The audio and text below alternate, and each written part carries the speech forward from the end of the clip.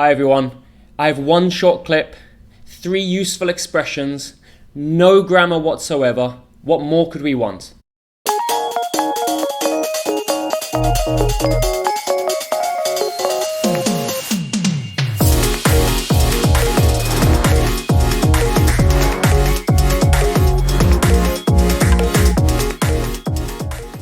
As I said, today's clip is very short. It's only 4 or 5 seconds, but within that 4 or 5 seconds, we've got 3 very useful expressions I use day to day.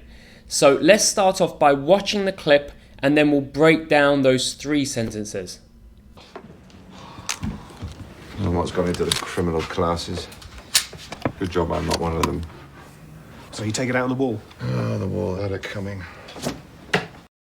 So the first sentence is, I don't know what's got into the criminal classes. And what's gone into the criminal classes? I don't know what's got into the criminal classes. So what we want to take from this is what's got into someone or sometimes something. Now let's firstly look at the meaning of this. The meaning of what's got into someone is I don't understand why someone's acting strangely or behaving badly. It's not what we expect. So in this case, Sherlock says, I don't know what's got into the criminal classes. He's saying the criminal classes are acting strangely. They're not acting the way he expects. Now, we can use this a lot. I can say this.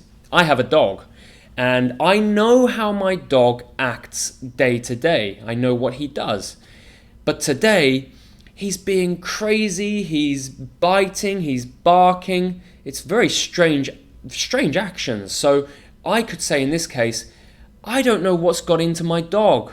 Or I can ask the question, what's got into my dog? That would be a very common use of today's expression. Now, I know I have some mothers who watch this video, and I think you can use it with your sons or daughters. Perhaps one day they are acting badly, they're behaving badly at home. So you say, oh, I don't know what's got into my son or daughter. Or you could say, you can ask the question, what's got into my son or daughter? Okay, so it's a very good expression, meaning I don't know why someone is acting strangely. The next sentence is, good job, I'm not one of them. Good job I'm not one of them.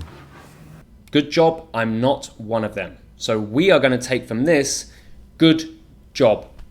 Now, you know good job already, because if you do well at work, your supervisor or manager says to you, good job.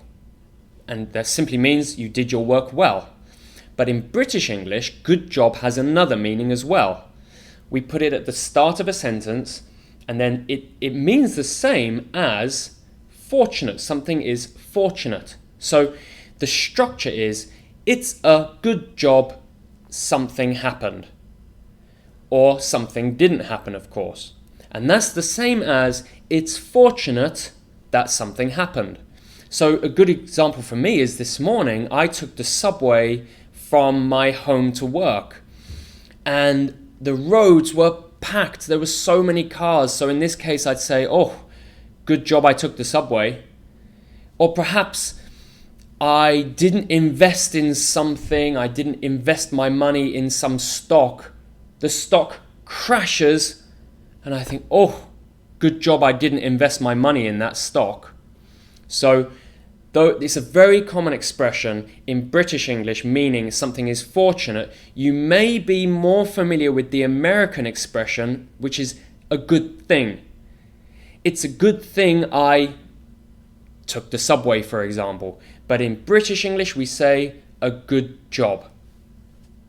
The final sentence today is where Watson asks Sherlock, so you take it out on the wall? So you take it out on the wall? So you take it out on the wall? The structure we want from this is take it out on something or someone. And this means to relieve your anger or frustration by attacking or mistreating something or someone.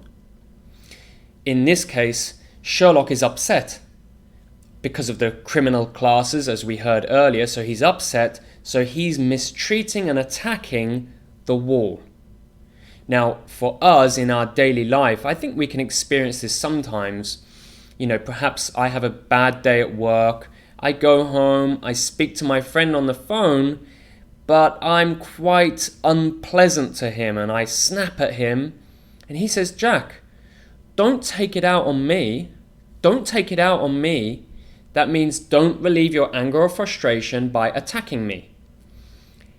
And this is a common situation, you know, someone has some difficult event or they feel bad about something and their way of dealing with it is by showing frustration to other people. So in that case, we can either say to them, don't take it out on me, or we can ask them the question, why are you taking it out on me? So that's our final expression today.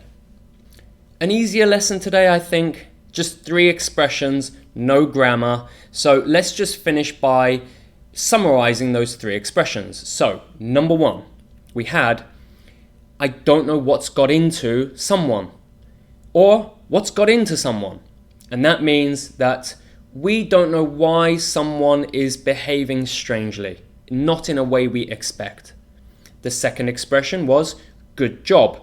But we use this in the British way where we put it at the start of a sentence, meaning it's fortunate. So I gave you the example, it's fortunate I took the subway this morning because I avoided the traffic jams.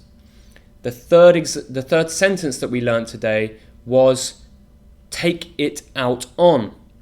Take it out on, which means to relieve your stress or frustration and anger by mistreating or attacking something or someone.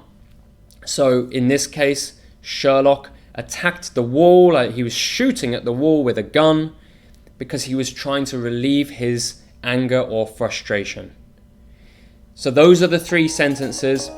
Try to practice these and use them in your conversations because I certainly use them every day. I hope you enjoyed today's video. I'll be back soon to talk about Sherlock and common mistakes. Have a great day and see you soon.